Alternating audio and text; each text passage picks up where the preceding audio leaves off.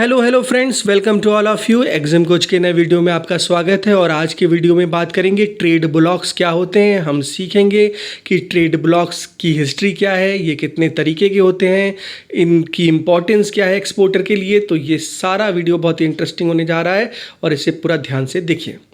Trade block, trade का मतलब है व्यापार, ब्लॉक्स का मतलब है ग्रुप। ये ऐसी कंट्रियों का ग्रुप है जो आपस में एग्री हुई हैं रिड्यूस करने के लिए या एलिमिनेट करने के लिए ट्रेड बैरियर्स को। ट्रेड बैरियर्स का मतलब ये है कि कंट्रियां आपस में जो इम्पोर्ट ड्यूटीज़ हैं उसको रिड्यूस कर रही हैं, ट्रेड को फैसिलिटेट कर रही हैं। तो समरी वाइज अगर समझें तो ये ग्रुप ऑफ नेशन है जो तैयार हुआ है कि ट्रेड बैरियर को या तो रिड्यूस करेगा या उसे एलिमिनेट करेगा। ये कंट्रियां आपस में एक इकोनॉमिक कोऑपरेशन करेंगी, एक दूसरे को हेल्प करेंगी, सपोर्ट करेंगी, ट्रेड को फैसिलिटेट करेंगी।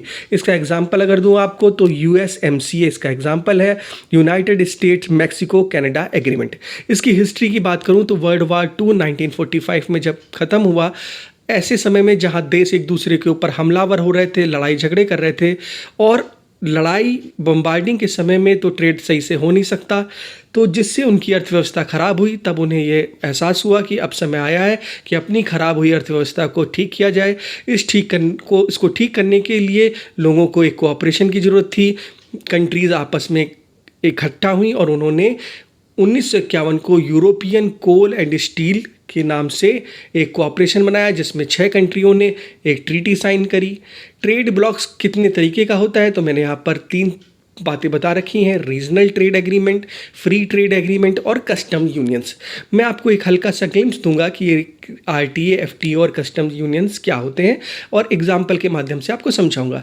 रीजनल ट्रेड एग्रीमेंट वो एग्रीमेंट है जहाँ पर एक रीजन के लोग, जैसे साउथ एशिया की अगर बात करी जाए तो सार्क इसका सबसे अच्छा एग्जाम्पल है, south Asian association. Free trade की बात करी जाए तो इंडिया श्रीलंका का जो फ्री ट्रेड एग्रीमेंट है, जहाँ पर वो एक दूसरे से आयात निर्यात में जो ड्यूटी है वो काफ़ी कंसेशनल रखते हैं या रिड्यूस्ड रखते हैं या कई जगह पे नहीं भी रखते हैं। तो ये फ्री ट्रेड एग्रीमेंट का एक बेहतरीन एग्जाम्पल हो गया। अब इसी को कस्टम्स यूनियन को समझे तो इसका बेहतरीन एग्जाम्पल है मर्कसर कंट्रीज़। ये कंट्री जैसे जिसमें कि ब्राज़ील आता है, पैराग्वे आता है, और ये कंट्रीज़ जो है क्या कर रही हैं कि ये आपस में कोई टैरिफ इनका नहीं चल रहा है, एक एक्सटर्नल टैरिफ ही काम करता है। एक्सपोर्टर के एंगल से अगर समझा जाए तो एक एक्सपोर्टर को कंट्री सिलेक्शन करना पड़ता है, उसे ये जानना पड़ता है कि कौन सी कंट्री में एक्सपोर्ट करने पर क्या ड्यूटी लगेगी, क्या टैरिफ चल रहा है, जिसके लिए उसे ट्रेड एग्रीमेंट को समझना बहुत ज़रूरी है। इसी क्रम में अगर बात की जाए तो एशिया पैसिफिक का एक एग्जाम्पल जो है बहुत अच्छा आता है, रीजनल कॉम्प्रहेंसिव इकोनॉमिक पार्टनरशिप जिसे RCEP बोलते हैं, वो भी एक बहुत अच्छा एग्जाम्पल है। उम्मीद कर रहा हूँ वीडियो आपको अच्छा लगा होगा। एग्जाम को